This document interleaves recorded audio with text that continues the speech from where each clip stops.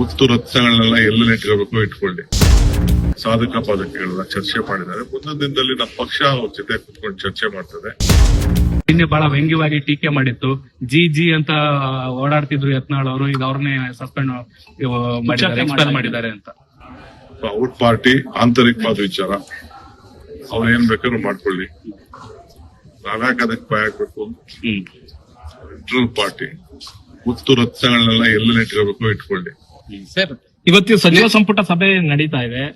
ಆ ಸಭೆಯಲ್ಲಿ honey trap ವಿಚಾರ ಪ್ರಸ್ತಾಪ ಆಗುತ್ತೆ ಅನ್ನುವಂತದ್ದು ಸರ್. ನನಗೆ ಗೊತ್ತಿರೋದು, ನಾನು ಚೀಫ್ ಮಿನಿಸ್ಟರ್ ಫೋನ್ ಮಾಡ್ಬಿಟ್ಟು ಈಗ ಪಾರ್ಟಿ ಮೀಟಿಂಗ್ ಇದೆ ಹೋಗ್ಬೇಕು ಅಂದ್ಬಿಟ್ಟು ಬಂದಿದ್ದೀನಿ. ಅಷ್ಟು ಮಾತ್ರ.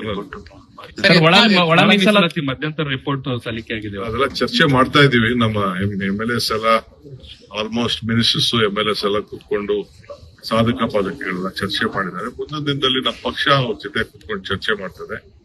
ಆಮೇಲೆ